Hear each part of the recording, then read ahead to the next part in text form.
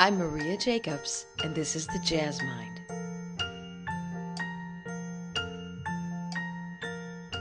Cleveland native and vocalist Maria Jacobs has spent a lot of years on the bandstand and in the studio. She is a relative unknown talent on the national jazz scene, but this status may change with the release of her third date as a band leader. It's appropriately titled Chasing Dreams. Her first recording, No Frills, from 1997, was an apt description of the process that she went through getting the date completed, and by no means serving as a precursor to the tremendous amount of dues paying it took before Chasing Dreams became a reality. I had a very blissful childhood growing up in Cleveland with a very musical family. You know, I was raised growing up in the church, in the Melkite Catholic Church. My father is a drummer in the area.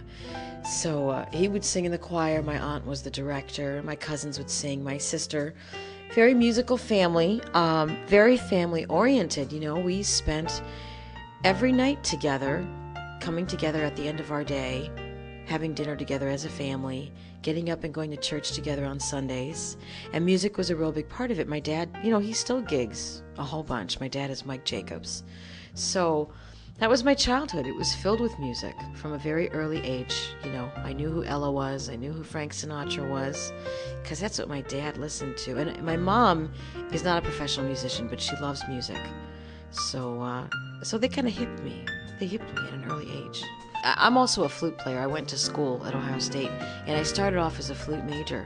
And I started to do professional jazz gigs, and I started to perform at theme parks and things like that. So my early 20s, late teens was kind of where things began to be professional, where I'd actually get paid to sing, you know. And that was fantastic, and it just kind of grew. You know, the more I met musicians and sat in with other singers' gigs and jam sessions, the more it would lead to opportunities where I could work professionally. So that all began kind of in my late adolescence. Even though the flute was a real big part of my life for a long time, the first thing that I ever did was sing. I mean, there's stories that I sang like as a baby in the crib, that I would, you know, hear things and sing them back, and, you know, my parents would be like, how can she be singing so young? You know? So, and then going to church before the flute was even a twinkle in my eye. You know, I was 5 or 6 years old one morning when my mother was sick, and so I couldn't sit downstairs with her because she stayed home. So my dad and my brothers and my sister, they brought me to church, and Dad took me up to the choir loft with him, and I just kind of stayed. You know, and then the flute came along, but they kind of morphed into each other. They went hand in hand. I mean, I was singing in the choir, I was playing in the band, that kind of thing. At last, my love has come along. My lonely days are over, and life is like a song, yes.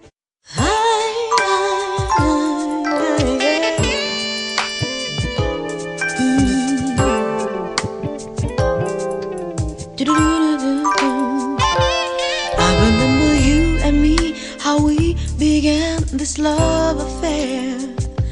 I was pretty young and so naive, I loved you everywhere. And I never had a love before. You were my first love. Feelings came, but there I was in love with you, my soul to bear.